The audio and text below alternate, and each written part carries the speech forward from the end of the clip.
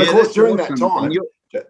during that time, I initiated doing the Railway magazine, which from the outset was called Catch Point. So, I've been putting this Catch Point magazine together now for 40 years.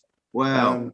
This Catch Point magazine has been part of what I do as well. So, and that's going really from strength to strength. Yeah.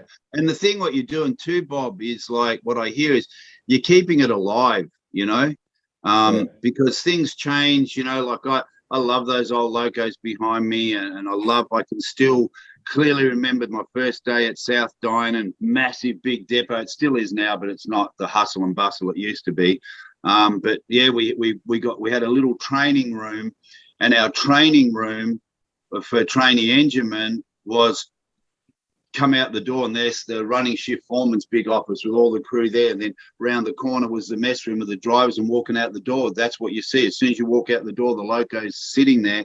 So you were right in amongst it while you were training, which was great. And a little cafeteria behind, and I can still remember the cup of tomato soup I used to have, 2 or 3 times during the day with the sandwiches, and it just was such a great experience, and being excited to get out on the engines once I passed, and then wanting to get out on the main line. It was fantastic. And what you're doing, what I love, is you're keeping it alive. And I realized something the other day when I was talking to Paul Carroll and Mick Hillier, which I know the guys, I said to them, I said, you know what? It just hit me with this series. Once we've got a lot more drivers on, and Doug and myself are looking for drivers over here in the US to interview. So we want to mix it up, and we're even going to try and get, if we can, I don't know how, but we're going to try and get the bullet train drivers from Japan. We'll know someone will know someone. We want to make it international, but this is also leaving a legacy, because one day we're all going to be gone. And this is great, because this will always be here for, children, grandkids to say, oh, it's dad or there's grandpa or someone talking about their job, and it's another legacy. So it's great.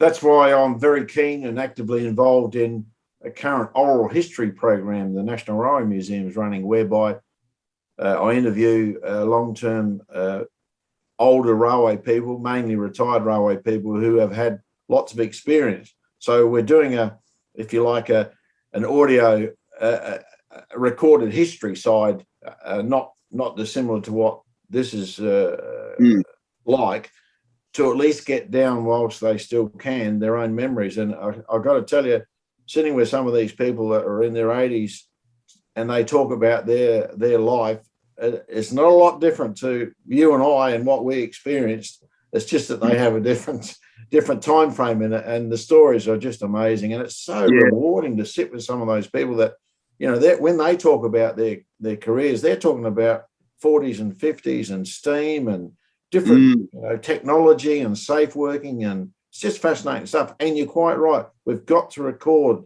the human element side of it is what's been lacking for many years, and we've got to catch up on that human element, otherwise it will be lost. Oh yeah, for sure, mate. And thank goodness, Doug, because I never thought about it. Doug brought it up only a few weeks ago, because I've stayed with him in Arizona, and we went out. I said, oh, mate, come on, let's go do some train hunting. Let's go send some stuff to my son in Melbourne. And we went out and found some rail yards, B&F rail yards, and et cetera, et cetera. And then he just said to me 2 weeks ago, Andy, why don't we do a series on this? And I went, yeah, why not? And I'm so glad we did, because what you just said even came to me more with doing this. I said, no, this is far more than just talking to drivers and hearing stories. It's them putting a legacy right here now of their journey and keeping it alive. And I hope I can get a lot more drivers on board from the Facebook groups for people to share their stories, because it is interesting to hear. In the mid 1970s, when I was a bit of a passionate Super 8 movie man, and I mean not just grabbing shots, I mean editing and putting a soundtrack down,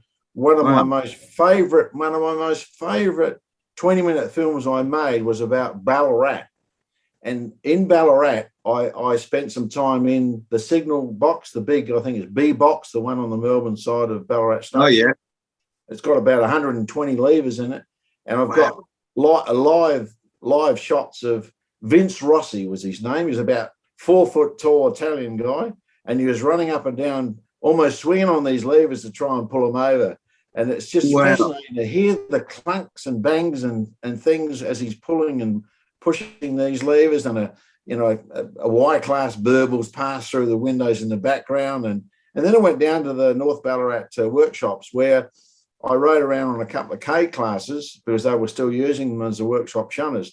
And I interviewed Charlie Norman. He'd been in Ballarat for something like 40 years. And Charlie Norman, he had a ball, he's telling some stories. But there he is sitting on a live steam K class shunting around. It's wonderful stuff. I mean, I'm so pleased I grabbed those scenes when I could.